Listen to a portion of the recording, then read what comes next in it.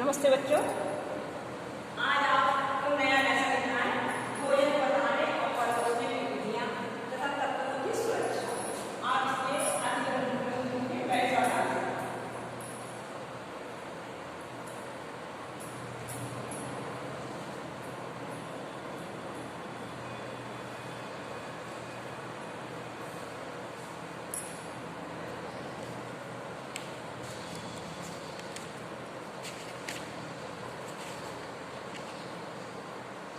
कि भोजन पकाने की सर्वोत्तम विधि क्या है? भोजन पकाने की सर्वोत्तम विधि क्या है?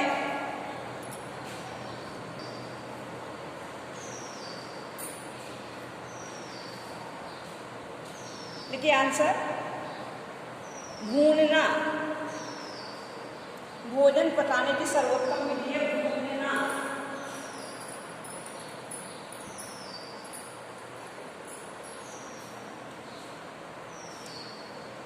भोजन पकाने में दूसरा प्रश्न है, भोजन पकाने में किसका प्रयोग हानिकारक होता है?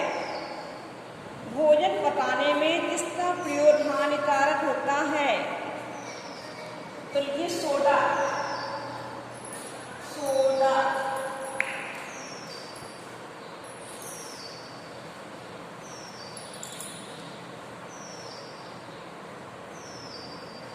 तीसरा प्रश्न, सही विधि से पकाया गया भोजन कैसा होता है? सही विधि से पकाया गया भोजन कैसा होता है? तो लिखिए स्वास्थ्यवर्धक। स्वास्थ्यवर्धक।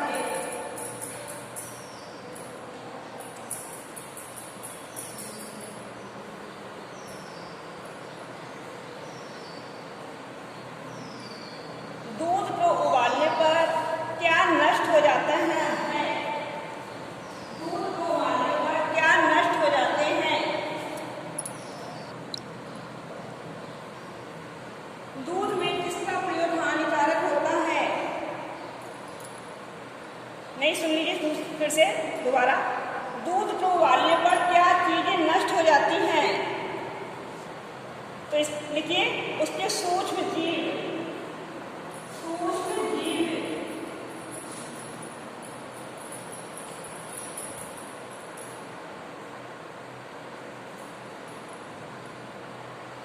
दूसरा प्रश्न, भोजन पकाने पर किस प्रकार की समय की बचत होती है? भोजन पकाने पर किस प्रकार से समय की बचत होती है? जिसमें हम भोजन बनाएं जिससे कि भोजन हमारा जल्दी बन जाए और हमारा समय भी बच जाए। तो आंसर है प्रेशर कुकर।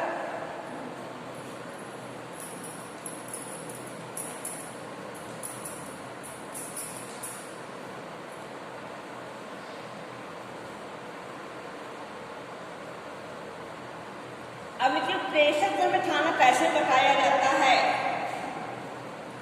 इसमें जो है किस प्रकार से खाना पकाया जाता है? तो देखिए भाप द्वारा। भाप द्वारा।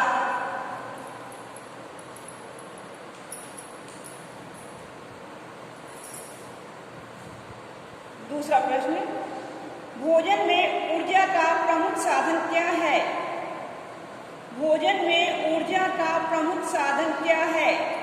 आंसर है कार्बोहाइड्रेट।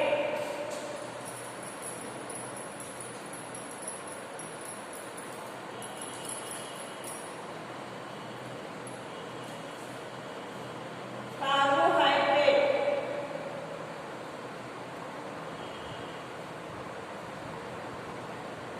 किस प्रकार से भोजन पकाने से उसके पोषक तत्व नष्ट नहीं होते हैं? किस प्रकार से भोजन पकाने से उसके पोषक तत्व नष्ट नहीं होते हैं? आंसर लिखिए भाप द्वारा भोजन पकाने से। भाप द्वारा भोजन पकाने से। दूसरा प्रश्न लिखिए, किस प्रकार के भोज्य पदार्थ हमें रोगों से बचाते हैं? किस प्रकार से भोज्य पदार्थ हमें बीमारियों से बचाते हैं?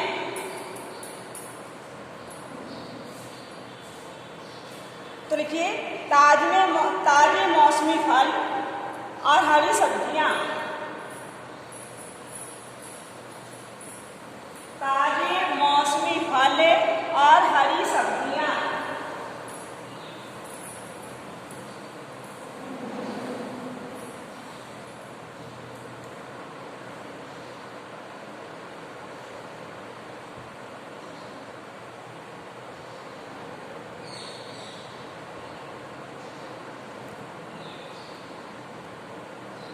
अगला प्रश्न है, सूर्य की रोशनी हमें क्या देती है?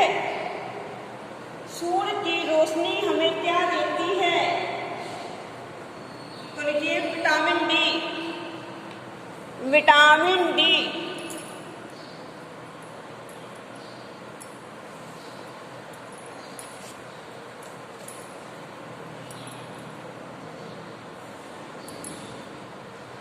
जल में घुलनशील विटामिन कौन कौन से हैं? जल में घुलनशील विटामिन कौन कौन से हैं? आंसर है विटामिन बी और सी। विटामिन बी और सी। विटामिन ए का उत्तम स्रोत क्या है? विटामिन ए का उत्तम स्रोत क्या है? आंसर लिखिए दूध। दूसरा प्रश्न है, खट्टे फलों में कौन सा विटामिन अधिक मात्रा में पाया जाता है?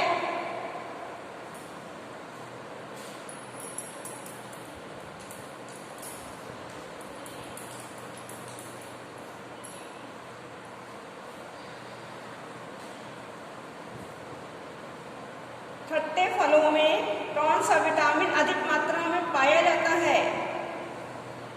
तो लिखिए विटामिन सी। दूसरा प्रश्न, विटामिन सी का सबसे अच्छा स्रोत क्या है? विटामिन सी का सबसे अच्छा स्रोत क्या है? आंसर है आंवला। अगला प्रश्न है, शरीर के निर्माण में क्या सहायक है? शरीर के निर्माण में क्या सहायक है? आंसर लिखिए प्रोटीन। प्रोटीन। दूसरा प्रश्न, प्रोटीन किसमें पाया जाता है? प्रोटीन किसमें पाया जाता है? आंसर है दाल और सोयाबीन में। दाल और सोयाबीन में।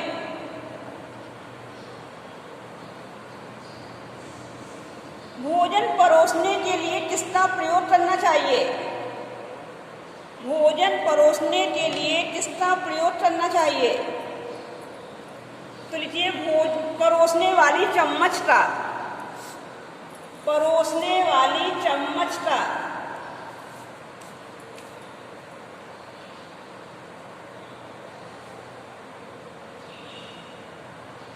देखिए गाजर, पपीता और आम में कौन सा विटामिन मिलता है? ये इस तरह से लिख लीजिए, गाजर, पपीता और आम के क्या स्रोत हैं? तो आंसर है विटामिन ए। दूसरा प्रश्न, किसके प्रयोग से तुरंत ऊर्जा मिलती है? किसके प्रयोग से तुरंत ऊर्जा मिलती है? तो लिखिए ग्लूकोज।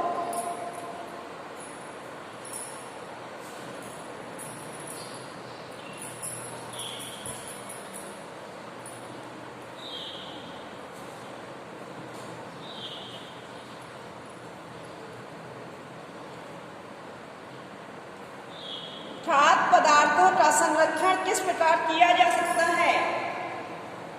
खाद्य पदार्थों का संरक्षण किस प्रकार किया जा सकता है?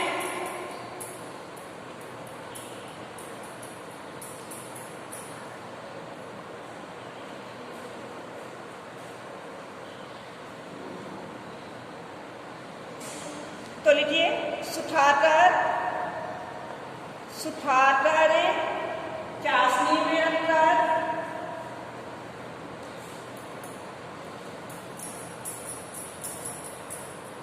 सुखाकर चाशनी में रखकर,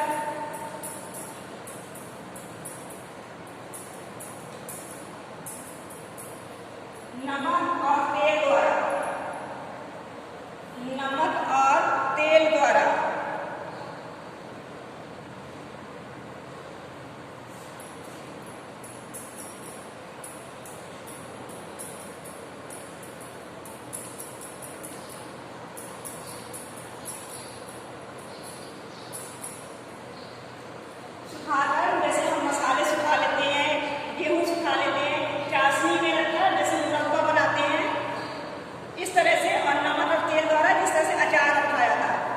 किस तरह से इनको सुरक्षित रखा जा सकता है? प्रोटीन का मुख्य कार्य क्या है?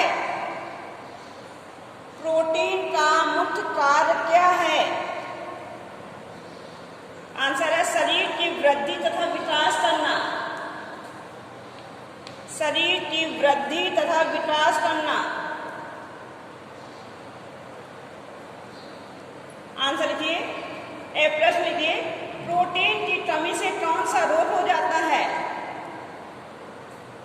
प्रोटीन की कमी से कौन सा रोग हो जाता है? आंसर लिखिए, मराइसिस। देख लीजिएगा।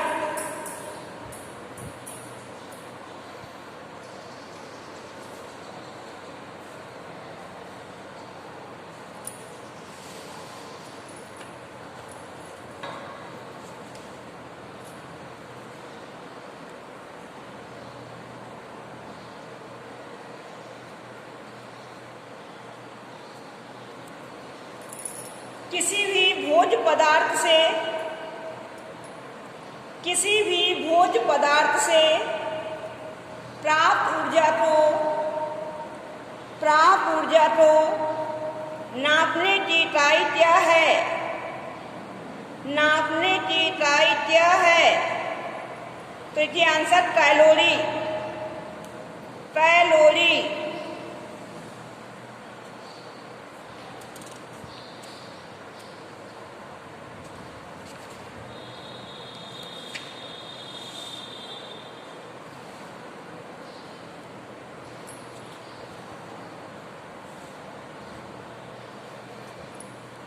देखिए, शरीर के लिए भोजन क्यों आवश्यक है? शरीर के लिए भोजन क्यों आवश्यक है? लिखिए, जीवित प्राणियों के लिए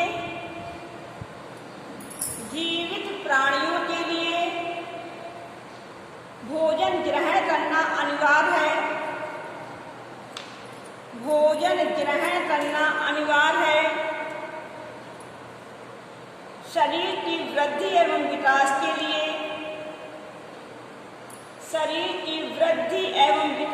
लिए कॉमा लगाइए। ऊर्जा प्राप्त करने के लिए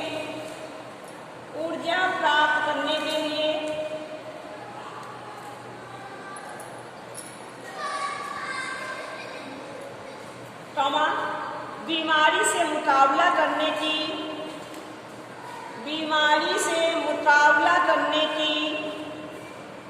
शक्ति प्राप्त करने के लिए तथा नियमित रूप से भूत को शांत करने के लिए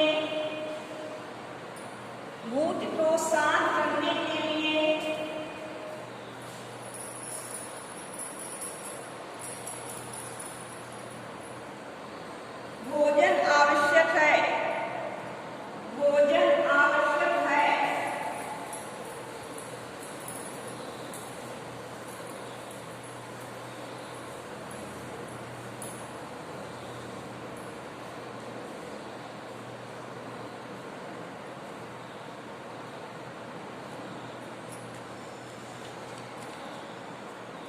दूसरा प्रश्न लीजिए। भोजन में कौन कौन से आवश्यक पोषक तत्व पाए जाते हैं? आंसर है प्रोटीन, कार्बोहाइड्रेट, वसा, विटामिन, खनिज तथा जल। दूसरा प्रश्न, खाद्य सामग्री को क्यों पकाया जाता है? या ऐसे लिख लीजिए, भोजन को क्यों पकाया जाता है? आंसर लिखिए, भोजन को स्वादिष्ट,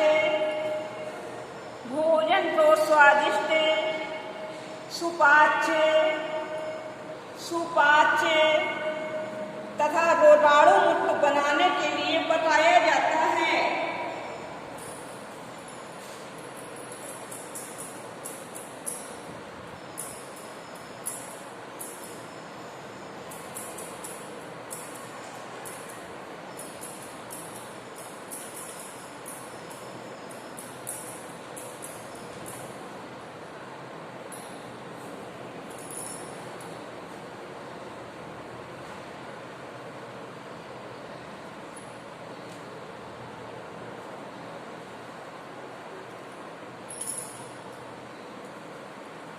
देखिए दूसरा प्रश्न,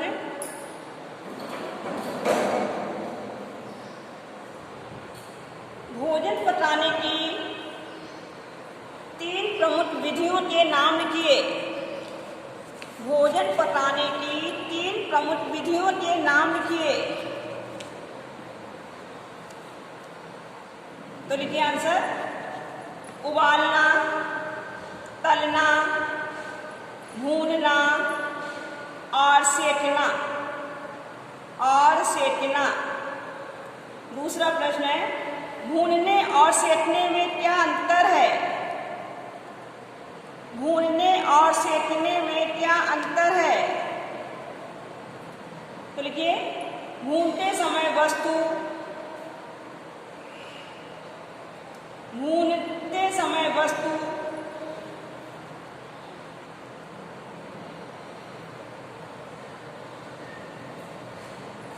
सीधे आंच के संपर्क में नहीं आती। कोई भी चीज जैसे भूनी जाती है तो सीधे आंच पर नहीं लगते हैं इसे, जबकि सेकने में उसे सीधे अंगारों पर सेकी जाती है। जैसे रोटियां सेकते हैं तो सीधे गैस पे ही रख सकते हैं, चूल्हे पर ही रखकर सेकी जाती है, ठीक है। लेकिन कोई चीज भूनते हैं या कढ़ाई या तवा में भूनते हैं, जैसे मान लो कोई चीज, इसलिए इसमें दोनों में अंतर है।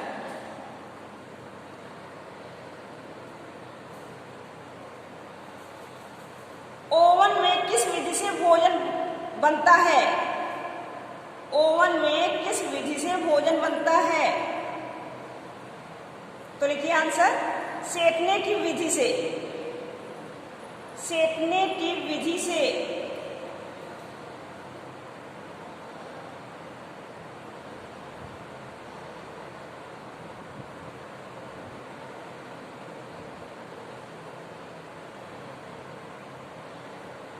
दूसरा प्रश्न, हरी सब्जियों को काटने से पहले क्यों धोना चाहिए? या अथवा करके, सब्जियों को काटकर धोने से क्या हानि होती है? सब्जियों को काटकर धोने से क्या हानि होती है?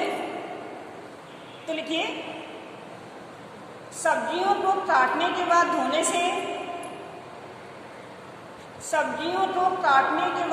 से उनके विटामिन तथा खनिज लवण पानी के साथ बह जाते हैं। इसलिए इन्हें काटने से पहले धोना चाहिए।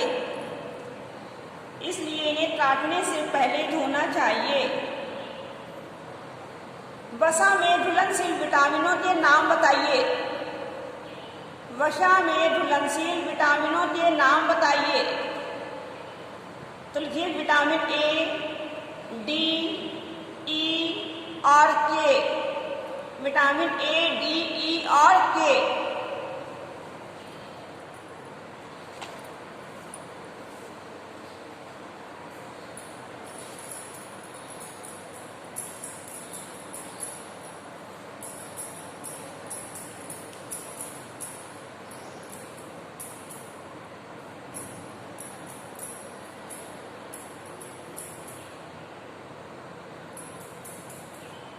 इस तरह से लिख सकते हैं या ऐसे लिखेंगे, ए, डी, ई और के।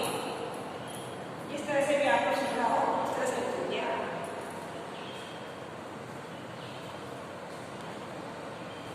दूसरा प्रश्न लिखिए, पौष्टिक भोजन से क्या तात्पर्य है? पौष्टिक भोजन से क्या तात्पर्य है? तो देखिए, जो भोजन हमारे शरीर को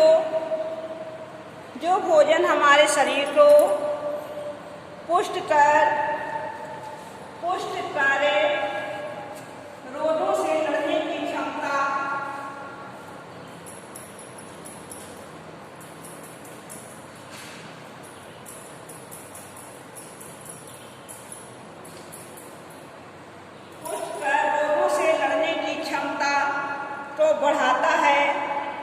क्षमता को बढ़ाता है, पौष्टिक भोजन कहलाता है। पौष्टिक भोजन कहलाता है। दूसरा प्रश्न है, कच्ची सब्जियों के खाने से शरीर को कौन कौन से पोषक तत्व अधिक मात्रा में मिलते हैं? कच्ची सब्जियों के खाने से शरीर को कौन कौन से पोषक तत्व अधिक मात्रा में मिलते हैं? तो लिखिए आंसर, खनिज और विटामिन्स। अब इसके बाद हम आपको अगले वीडियो में भेजते हैं।